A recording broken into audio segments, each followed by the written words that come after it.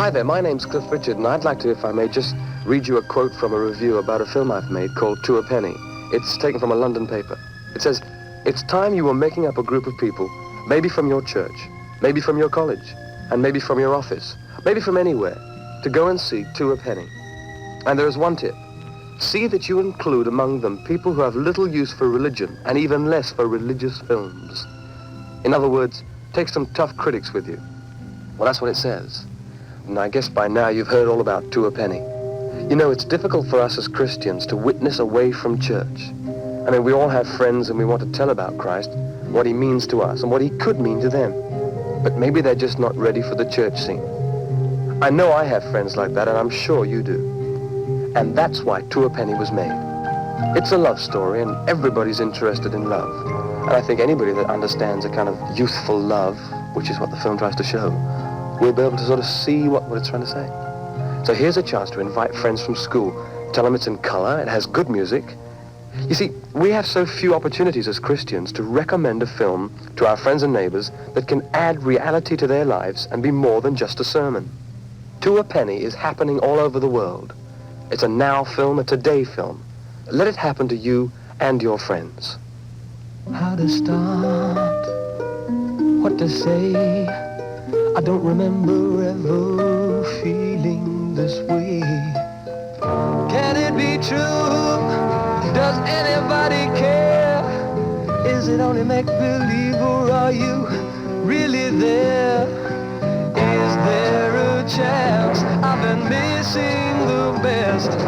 Could it be life is more than a guess? I'm afraid to let go, yet I long to see if you are real, be real to me. If you are real, be real to me. Okay, supposing I were to come to you, I'm not saying I will, but just supposing I do. Would I have to be just another guy? To a Penny's not for me, it just won't satisfy. I'm just confused by candles and prayers. I just need to know if you are there. Show me the way, for I long to see if you are real, Lord, be real to me. If you are real, Lord, be real to me. If you are real, Lord, be real to me.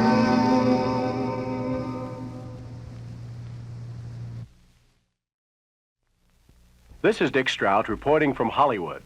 Ask anybody in England who is Britain's favorite pop singer, and you'll find, surprisingly to Americans, it's not the collective Beatles, but a teenage-looking 28-year-old named Cliff Richard. In fact, it seems that Cliff, who is our guest today, is famous everywhere around the world except here, strangely enough. Perhaps that will now be remedied with his new movie called To a Penny, which is the British equivalent to our expression, dime a dozen. It's a dramatic and honest love story of today's mod generation. But we'll let Cliff Richard tell us about it himself. What kind of character is it you play in To a Penny, Cliff? Well, I play a guy who's called Jamie, and I guess he represents the majority of sort of young people, certainly in London anyway, who are in their mid-20s, say.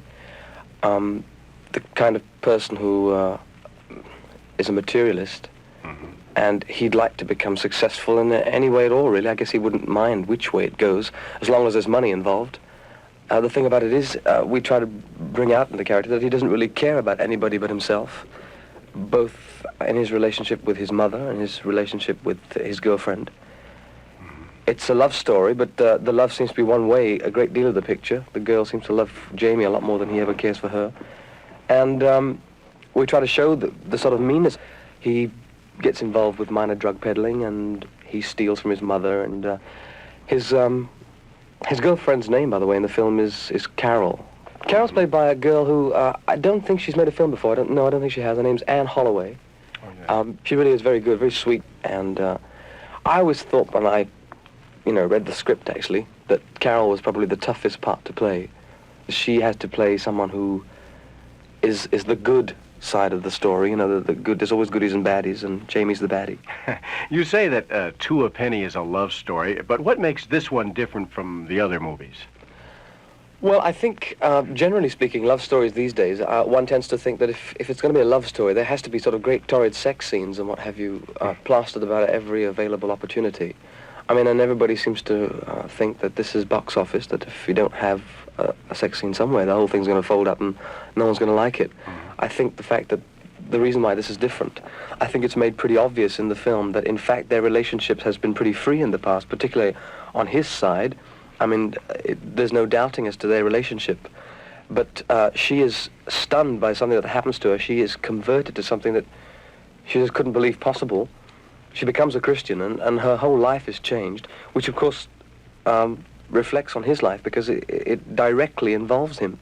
Because when he wants what he wants, she suddenly has grown into a person that, well, she's become a person for the first time and does what she wants to do, which doesn't involve jumping in and out of bed, I guess. Now, the film Two a Penny is about two English kids. Do you think our American kids will understand and identify with them? I think they will, because I think young people everywhere are aware of love. I think, in fact, if what I've read is true, I think young people in America should be able to represent even much easier with it, because as far as I know, people are dating and going steady from kind of like 14-year-olds and sort of almost 15, whereas in England, people who go steady usually are sort of in their 16s, 17s, a little bit older. So maybe there's a wider age range here that the film will reach.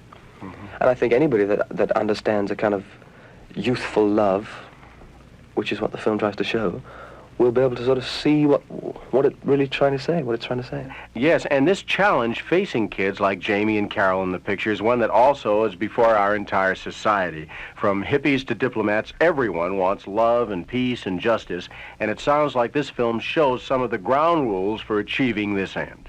And at the same time, it entertains us with a good dramatic story and some songs from England's #1 singer, our guest, Cliff Richard.